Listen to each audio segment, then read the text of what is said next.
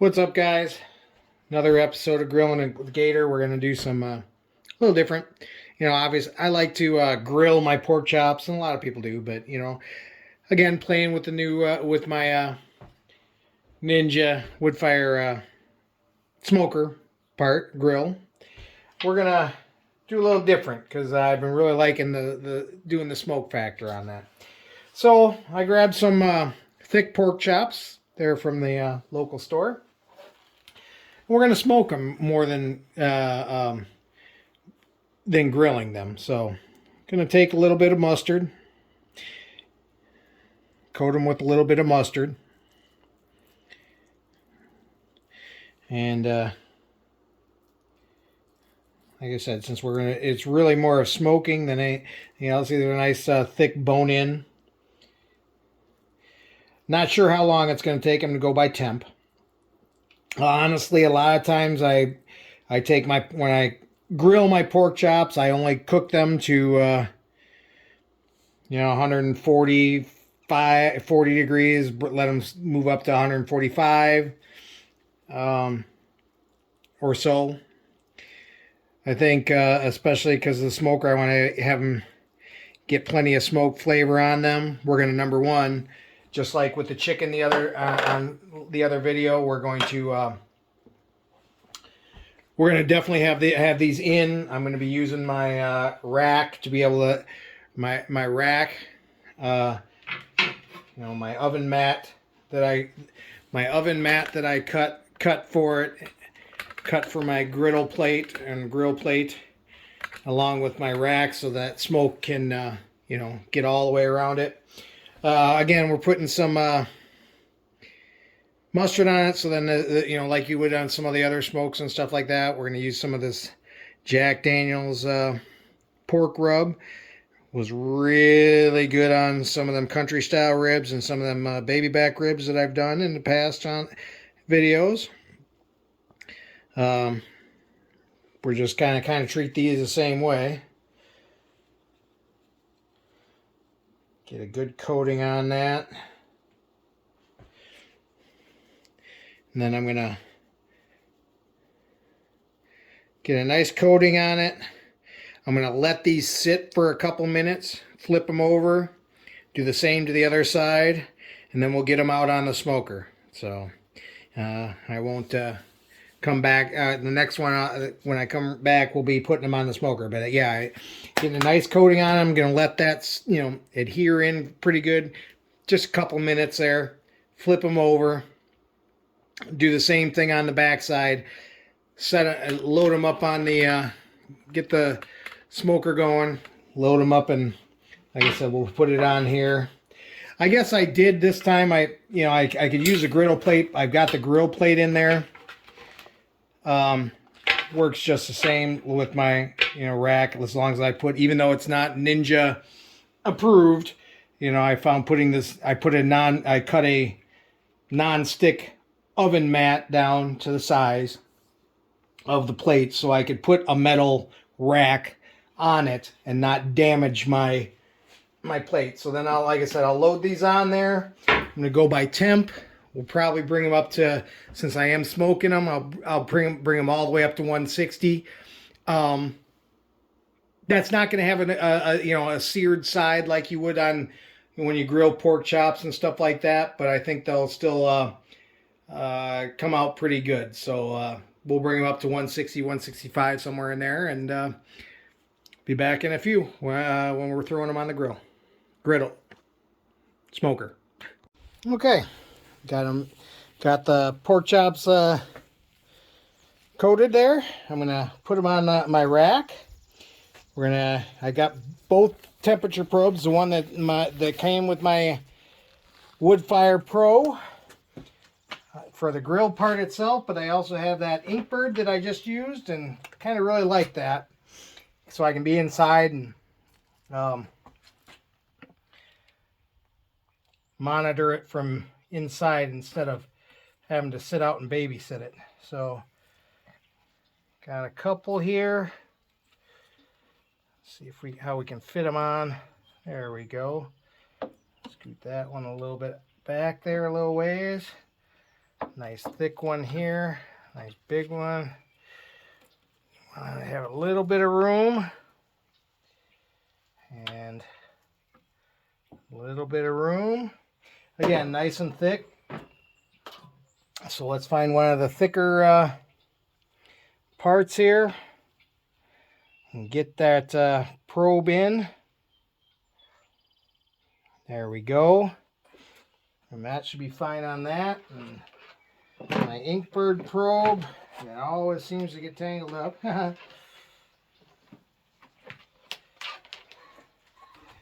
we're going to go, let's go on this one here. Nice in there.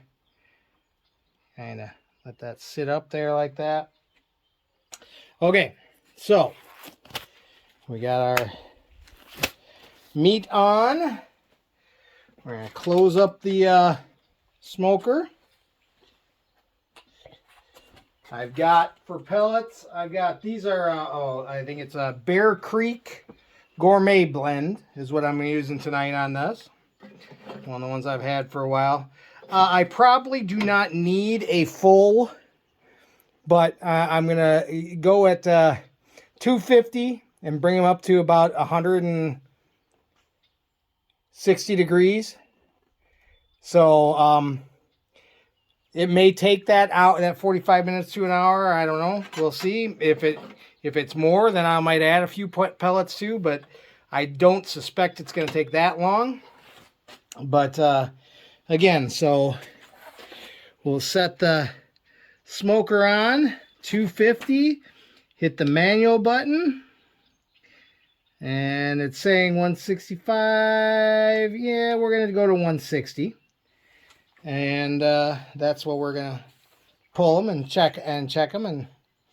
And like I said, I think that's still going to keep them juicy enough. That should get plenty of smoke on them. I guess I could go a little less and then take them off, turn it to the grill mode, pull off the rack and everything, and go to grill mode and do a sear on them. But I think we're just going to try it this way first. Well, maybe next time if I don't like how they turned out. So, all right, go ahead and hit start. We're going through the ignition process. And like I said, it'll tell you add food, but I'm going to let this go in through the ignition process. It gives it a little extra smoke, especially on these shorter cooks. When I'm doing like a brisket or the pork butt or something like that, it's going to take a while. I can understand not having that in that portion of it, but I like these shorter cooks on some of the pork style or the country style ribs and the chicken thighs and chicken drumsticks and stuff like that. I like to let it go through the ignition process. Okay, back in a bit. Okay, I'm back real quick. We've been going for about 45 minutes or so. I kind of checked on them a little bit, and I'm calling it audible. I'm going to, instead of taking it up to that 160, again, I like to have my pork, 145 and let it rest. I'm going to smoke it up to 150. That'll still be, it'll be plenty done. It'll be all, but still plenty juicy. I mean, they're looking pretty good. I checked. I got some larger ones. I got 2 larger ones and 2 smaller ones. That way I don't really want to go way over on the small ones. So I figure I'm going to pop it to 150, which we're almost there right now. We're at 147. So a couple more minutes. Back in a minute. Alrighty, well, we just hit her. We're gonna hit the 150. Let's lift her up. Oh, looking. Let's get a little bit of a zoom in there. And shut that down. Turn off my Inkbird. Getting a little, the calibration on those is, trying to get them pretty close to each other, and they're really within like a degree of each other, so, I can't complain about it. All right, well, let's do this. Let's grab them off. Oh yeah, you can kind of see nice juiciness. You can see them. Beautiful. Got some nice smoke flavor on them. Again, there's no sear on it, but you know, we knew that wasn't going to happen. So, unplug my probe from the Inkbird. And, well, I know you might not be able to see that. Where are we at here? There we go. And we'll take these out. I'll try to get a hold of that thing. Big old chop. Big old thick chop. Alright. And back in a minute. And we'll cut it on open and see what we've got. Alright, back in a minute. Okay. We're in the house. Let's get to one of these. Let's take, I guess it doesn't really matter which one. This is a temp probe one. We'll take that. You can see the juice in it there already. But let's go ahead and cut into it. See what we got. Oop, there was some of the bone. Alright. Oh, nice and, it's not overdone. Nice and juicy still. Oh, yeah. Cut off some of that. Chunk of that. Like I said, nice and juicy in there still. Juicy. Smoky. You know, I don't really miss the seared, the sear on each side with the rub on it. Alright. For grilling with gator. Smoked pork chops. Till next time. Have a good one.